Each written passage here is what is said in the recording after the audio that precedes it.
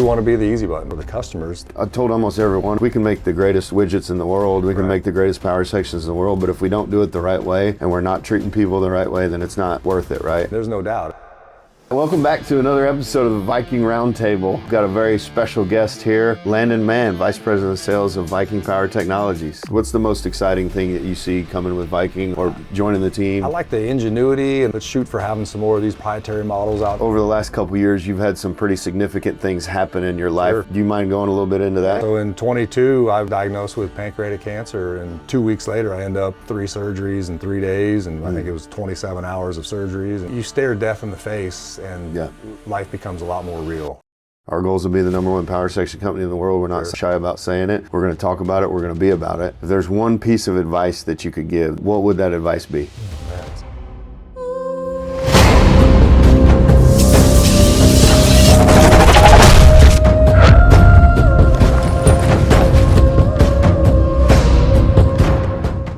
All right, welcome back to another episode of the Viking Roundtable. I've got a very special guest here, the newest member of the Viking family, and someone I consider a very dear friend, and for me, somebody that gave me a start on the sales side in this industry. So welcome, Landon Mann, Vice President of Sales of Viking Power Technologies. Man, I'm just great to be here, great to be on the team, and excited for what Viking's got in store. And so, it's kind of full circle for me to, have hired, had opportunity to hire you, back at QES, and then, now, working for you. It's just, couldn't be happier. I think I'm on week 3, and first couple of weeks went by really fast, and probably worked a little harder than I have in a while, but it's been a lot of fun, and I mean, the team's great. Some of them I'm just getting to know, and so it's that's been really fun. And yesterday was fun, spending some time with some of the girls, and just kind of getting to know people better. Gary, it was very good to meet Gary, and excited for what we have, coming up in Canada. I think that's, a great move, and man, I'm just excited to, I feel like I got a new lease of life, and awesome. And this is, I had lunch with Kobe and Paul last week, and Kobe's like, you always said you want to be a power section sales guy when you got older. And I was like, well, I don't feel like I'm that old yet, but I'm old enough to, where this was a great opportunity and just couldn't pass it up. So yeah, timing was perfect. And as I was doing all my preparation for this episode, like literally just now, I was thinking about how full circle this truly is, because I think the first Down for a Cure golf tournament that you were a part of and that we put on was where we kind of first, you kind of first figured out who I was, and shortly thereafter, I think what we've come to know, both of us in our lives, is our wives are way smarter than we are, and I think Miss Deidre might have said, hey, that's a guy that needs to be at QES. So. Well, it was right before your first golf tournament in Denver. We came up for Carwin and Brower put on that MMA deal. Yeah. And we had dinner, and flying home, Deidre was like, hey, what's that Nick guy do? And I'm like, well, he works at Dynadrill. He's sales guy. And she's like, you should hire him, which she never tells me who to hire or fire or anything. So I was like, really? And so then told Stan Sims, hey man, check Nick out. And by the time your tournament was over, he's like, get him an offer letter. We got to hire that dude. So it worked out. It worked out really good. And obviously that, brought you in over there at QES, and that worked out great for everybody, and that ran its course, and we all moved on, and heck, those guys are all still good friends of ours and good clients. And well, let's take a little bit of a step back, because I feel like your oil field background and your career and everything that you've done and been through, like I don't know if we got enough tape on this thing to go through the whole thing, but give me kind of a condensed version of like where you originally from, talk about, how you got in the oil field and all that kind of stuff. Yeah, so grew up in Colorado, family's in the oil business, so my dad worked overseas, and so I started roughnecking up in the DJ Basin. Broke out for Kaza drilling up there, and worked for Kaza, worked for Exeter, moved to Alaska with some friends for a year, and kind of had a year out of the oil field, and then moved to Texas in '95 and went to work for H&P, drilled for those guys in South Texas. Became a directional driller in 2000 for my father's first directional company, which was Diamondback, and jumped over to DDC. They had just started a satellite office out of Michigan, Jim Beasley and Gerald Bird, and had an opportunity to come in the office with those guys in '04. And so just, the timing was right then. pregnant with our first son. So, got a chance to come in the office, make a whole lot less money, but I got to see the business side of the world. And so that was great. I mean, it was, Jim and Billy gave me a first class education on, kind of coordinating 101 and what the business side looked at. Worked for my dad for a few years, back to DDC, and really stayed there for a decade and climbed up to president. Was fortunate enough to do an IPO with QES and really got an MBA in the field working for those guys. Very, very bright guys over there. Chris Baker, Kiefer, Rogers. Those, a lot of those guys are really good to work for. Had a hard decision in 19 to leave and kind of switch gears and went into the power game. So that's when I really just, really liked. I thought I knew a lot about power when I went to work for Josh at Archotech, and realized really quick I didn't know hardly anything about it. So, bringing full circle here, I feel like, I can bring a lot of value as far as not just, drilling and in the field sense, but also, I've been in the shop, watched stators be injected. The importance of tolerances and just, it's not that easy. I mean, there's a reason why there's only 4 companies in the world that does this at scale. And so, I feel like Viking's got, it's our time to shine, right? I mean, there's not a better time. I mean, there's been some recent buyouts and purchases, I think, that'll really align with our business model and the connections that you and I have, they go deep. And so I think that, we can really build something here and build off of what you've already got going. So you said MBA, in the field from them, and I don't remember who it was when I was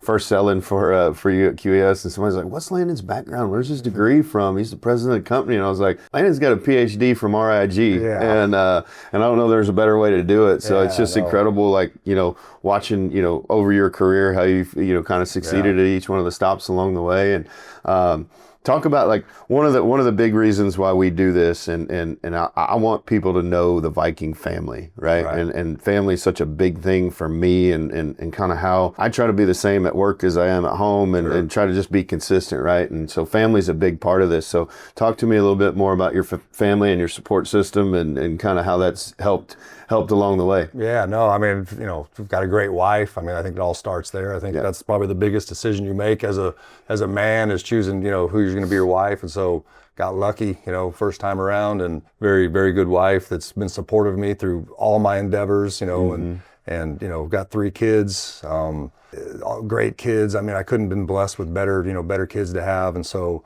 it's, very intelligent, way smarter than me. I'm obviously not the smartest person in my household. So, I always say, like the kids are, the geniuses, the wife's got the backbone, and I'm just the hard worker that just, kept my head down and just, made the most of what I had. And so I think the first time I met your boys, they were sitting at the kitchen table talking about nuclear fission, and they were probably 12 and 14 at the 12 and 13 at the time.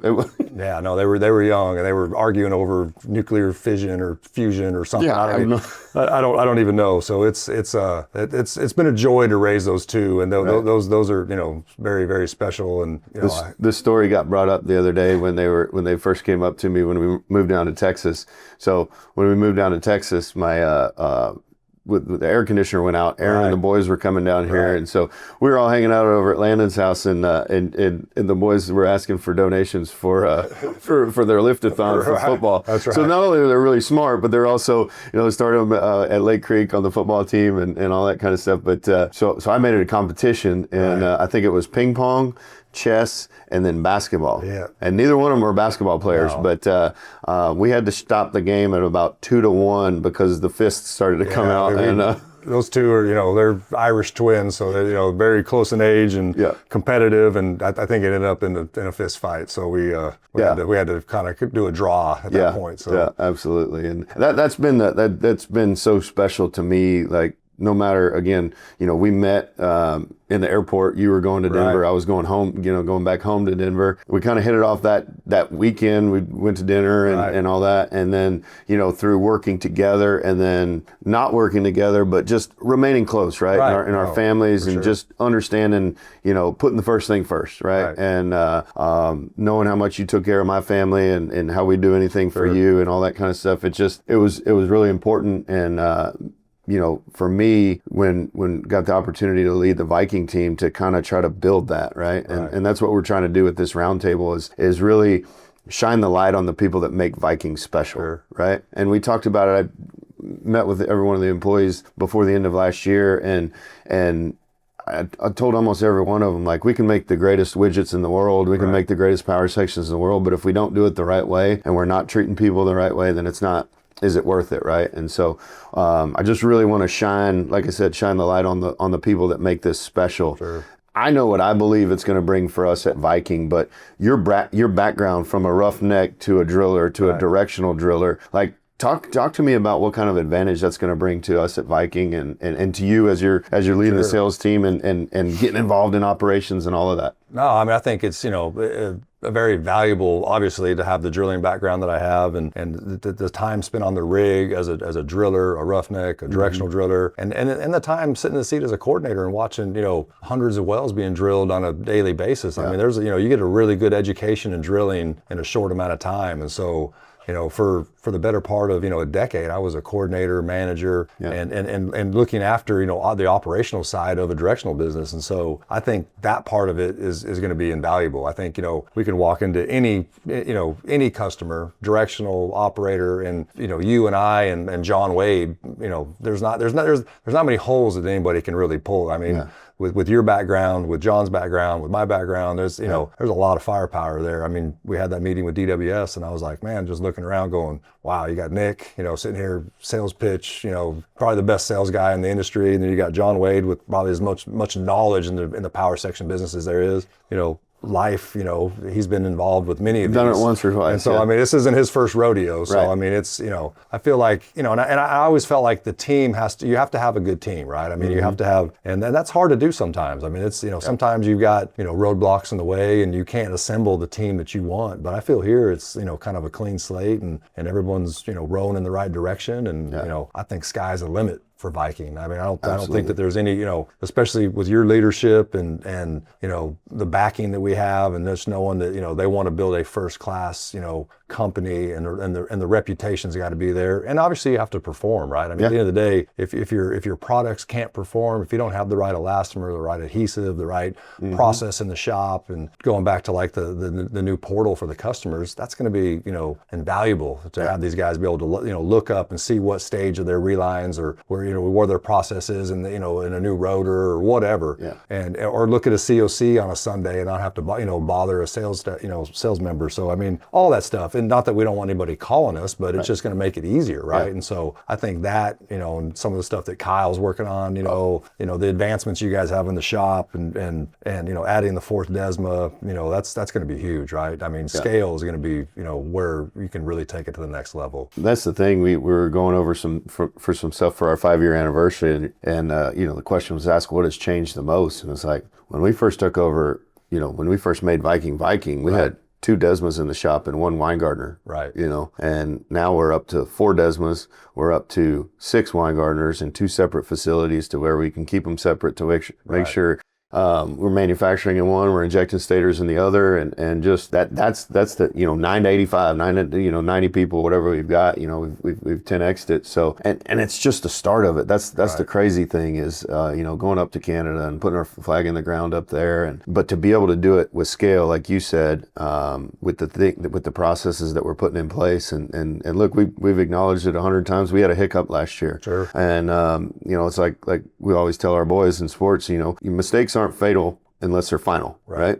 And so you've got to get better. You often learn more from your mistakes than you do your successes. Absolutely. And I can tell you, we learned, and we had some sleepless nights, but it's been awesome to see the team kind of come together and go, all right, for us to be, our goals will be the #1 power section company in the world. We're not shy about saying it. We're going to talk about it. We're going to be about it. And for everybody to rally around that and be a part of that has been awesome to watch and see how much we've grown in the last year or so. Well, not to get, too far away from, like I said, this is, we can talk about Viking and all the great things and all that stuff all day long. But if you don't mind, and if you don't want to go into it, I understand. But over the last couple of years, you've had some pretty significant things happen in your life that have kind of, perspective is a big thing for me, right? And some things that have happened. Like, do you mind going a little bit into that and how that's changed you and kind of led you to where you're at right now? Yeah, no, I mean, so in 22, I was diagnosed with pancreatic cancer, and it was kind of a whirlwind thing. And so I went from at a football game with a buddy to, getting blood work, and then boom, I got a big tumor in my pancreas, and 2 weeks later I end up 3 surgeries in 3 days, and I think it was 27 hours of surgeries, and I think you were there for most of it. And I woke up from all that and looked at my wife and was like, wow, this wasn't like 1 6-hour surgery, right? And so that was changed my life, for the better. I mean, I don't drink anymore. I'm really cognizant of what I eat, and just kind of put health first. And I mean, for a long time, it probably wasn't on, first. I mean, and so, look at my kids differently, just look at life, you stare death in the face, and life becomes a lot more real, right? Yeah. And so friends and family, and I mean, all that stuff just kind of came full circle. And through all that, I also found that I had a son that I didn't know about in Hawaii that's in the military. And so, found out about Mitchell. He's 30 years old, have 2 grandkids. And that's just been an amazing thing to, kind of find out through 23andMe. My aunt took a DNA test, and unfortunately I wasn't, a perfect, kid growing up. And so, it is what it is, but it's been a very good blessing for us, and I have this kid that I didn't know about, and he's amazing, and I have 2 amazing grandkids and an amazing granddaughter, and or not granddaughter, I can't even think. Daughter-in-law. Yeah, dang it. So anyway, but you do have a granddaughter as well. I do have a granddaughter. Yeah. Yes. I do have a granddaughter, grandson, and they're a great family. And we, every minute we get to spend with them is just cherished, right? Yeah. And so he's stationed in Hawaii, and so a lot of stuff, from COVID to now has happened. But I feel like, I was working for myself for a couple years, and I feel like it was really time for me to kind of find myself, heal, not just physically, but mentally too. And both of my boys, went to college, came back. And so, we're happy to have them home, right? Yeah. It's, life's short, and, they're young, and so they're trying to find their way. And so it's like, there's no sense in kicking them to the wolves, and it's been great. My father-in-law's moved in with us this year. And so we went from empty nesting for like a little bit, 5 minutes, to now we're, full house again. So, but it's been great. I mean, it's changed. It's like I said, it's the cancer and the, staring death in the face has definitely, changed my perspective on life and my faith, and some things happened in that hospital room that I can't explain, but like I know that there is a God, and there is a higher. I mean, there's no doubt. There's no doubt. I should not be here today from what I've been through. And so although I had amazing surgeons and amazing medical team, there was something else happening during that. And so it's it's changed me for forever. It's still, look, there's not a lot of people that can deal with one of those things, right, let alone all of those things all at once, and the way that just to watch you said it earlier, the way to watch you and Deidre just kind of go through it together, and just like, and I couldn't do it without her. I mean, without her, I couldn't have made it through any of that stuff. Yeah. And so it's, she's really the force behind our family that, keeps, when I get off kilter, she'll correct me very quickly. Yeah. So it's I couldn't be in a better position, really. And then landing this job with you, and it's just crazy how it's all come full circle, man. It's been a blessing for me. This year was kind of started off a little shaky, but it's, I feel like health-wise, I'm back. I'm knocking on 4 years this September, and they say 5 years is kind of the they call you cancer-free, but I really feel like it hasn't come back. And most of the time with pancreatic cancer, it's it's a death sentence. But I mean, God obviously wasn't done with me. Wasn't done with you. So it's it's strengthened my faith, and to hang out with guys like you and Paul, and our little Bible study. That's super important too, man. That's been a life changer too. Yeah. Just to get the same kind of mindset of 4 guys to sit down once a week, and just, whether it was like last week where we just kind of talked and didn't really even go over the lesson, but it's just nice to have guys that are in your corner that I mean, this world's, it's ugly. It's an ugly world, and there's a lot of cutthroat people in our business, and it's just refreshing to have some guys that you can actually sit down and have a real conversation with that that care about you. Absolutely. And so that's very meaningful. It's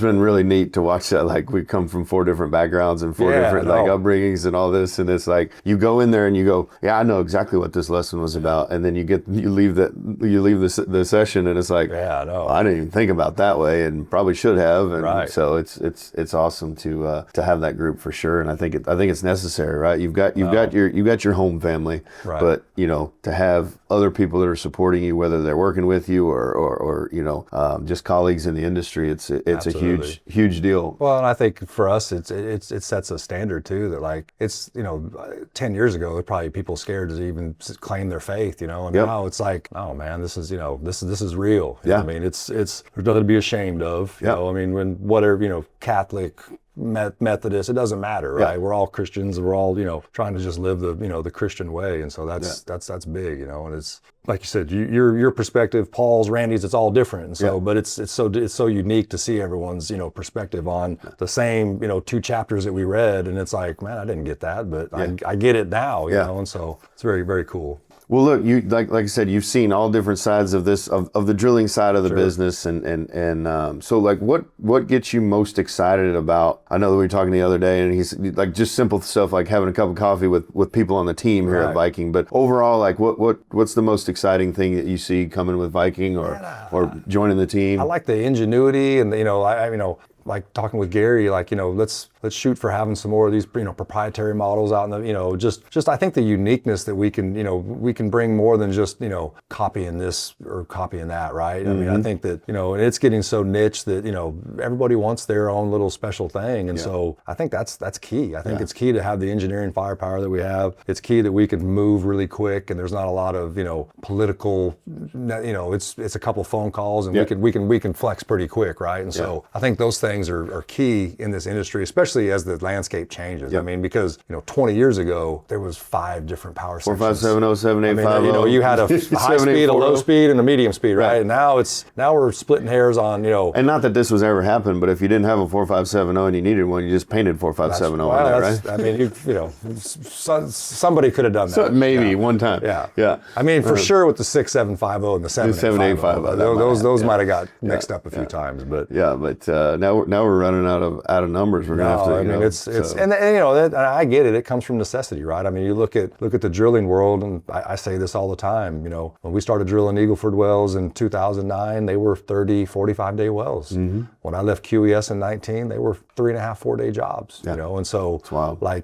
And that's just motors, bits, MWD, drill string, pumps, rigs. I mean, everything's gotten better. So there's always a weak link there, and you just don't want to be that weak link, right? And so it's with the progression of PDC bits, obviously that's been a huge game changer. And then mud motors, and now it's everyone's dialing the power in, and it's horsepower, it's torque, it's rep per gallons, it's it's specific fit for application, and so that's what we do. I mean, that's what we do, and at scale, right? And so to be able to whip it up on paper, and then 6 weeks later have a stator and a rotor. That's that's where you can change the game. Absolutely, and I think again, bringing your drilling background into that, really, Doc and his team from, Dr. Belcher and his team from a manufacturing and an engineering standpoint, we've got that covered in spades, but to be able to have him and then just to learn from one another, like, why can't we just make it faster and more torque? Well, this is why, right? There's a reliability aspect to that, and you understand in a little bit of the bit world and how it all interacts, and why this one doesn't necessarily run up in the Powder versus come down here to the Eagle Ford, and it's different rock and all that kind of stuff, and your wealth of knowledge from that standpoint is only going to make us better as a company. And I'm so excited to sit down and have conversations where it's like you said, we were sitting in a customer's office the other day, and there's 3 of us sitting around, and Jeremy's background and his analytical mind is way different than mine, just like off the cuff. But then coming with you and being able to answer questions right away about, hey, how's this going to react downhole? How's this going to be different with this fit and all this kind of stuff? Like, there will come a time where we'll have to go, I'll get back to you on that. Right. But it's going to be few and far between as far as being able to answer or come up with a solution and really push the envelope, because look, it's time for a step change. There's always a step change, and a lot of it over the last, probably call it 8 to 10 years has been different models and longer power sections and more of this, more of that. What's next though? There's always something next, right? Next. And I think all of our combined backgrounds and seeing, just there's no box anymore. There's no box to think outside of. It is, we're already outside of the box. We're already trying to innovate and be a step ahead. That's really exciting. And I think one of the other things that excites me about you being on here is for the rest of the team to learn, from you, and you guys to pick up different things from one another. Because like you said, it's hard to put a team together, but what we've done here is we've kind of tried to put a team of like, I don't want a bunch of copy and paste, right? I want you to be, Landon Mann. I want Jeremy McIntosh to go do his thing and do it the way he does it. And every one of our customers is different. And so trying to fit that right, salesperson or inside sales team with the right customer, and just trying to get it down to the very smallest of details so that we're taking care of our customers in the best way that we know how. Because you've seen it from the operations side, what that changes, right? Oh yeah. No, I mean, we want to be the easy button. We want to be the ones that they call, and it's like, man, those guys are, the easiest to deal with, right? The easiest, to get a quote from, the easiest to get, whatever, new model. I mean, we want to be that easy button that the industry is like, okay, the company men are all talking about Viking, from them to the drillers to everyone. So, and I think that's, kind of where I can really, I'm excited to pick up this 10-inch for multi-shot and go up on that rig with my buddy Ed, that's a driller, and kind of, be there firsthand and get feedback right from the directional guys, right? And I think that's, I think that's huge. Yeah. I think that'll help us, just, create the next, great, proprietary model for whoever. So I feel like that's all, I feel like the stars are lining up, and we're, it's our time, right? Absolutely. I'm excited about that. So, well, look, you and I could sit here and do this for a whole lot longer, but we do have some time constraints. So one of the things that I've asked all the guests, and I'm going to continue to ask all the guests as we kind of continue this, and I want to get customers on here, I want to get all the people, all the guys and girls in the shop, and everybody to kind of take a look under the hood of Viking. But one of the things that I always kind of end this with is, you have the camera, you have the mic. If there's one piece of advice that you could give, that if one person heard it, it could change their life, what would that advice be? Oh man, that's a good one. Put you on the spot a little bit. Put me on the spot a little bit. Man, I think you just treat people like you want to be treated, man. I mean, I think, if you treat people right, it comes back. Yeah. I just feel like life is short, and I mean, it's like just saying hi or smiling or whatever, that goes a long ways, right? And so I just feel like if you treat people like you want to be treated, I mean, the world will go, the world will be a happier place, right? And that's 100%. My dad's told me that for years. Like, you don't expect to treat somebody poorly and get a good result, right? And so it's you treat people right. I think I'm a godly guy, but I believe in karma too. So I think that you do the right thing, and good things happen to good people, and so and bad things happen to good people too. I mean, there's no doubt. I mean, it's a nasty, cruel world, but I think that I just think that resonates in my head. Like, it's just, if you treat people right, things go your way. That's awesome. Yeah, that's great. Well, I appreciate you stepping in here very early in your Viking journey, and we'll have to do this again in 6 months and see if you're still as fired up about it. I hope even more so. But really appreciate you being on here. Thank you guys so much for tuning in again to another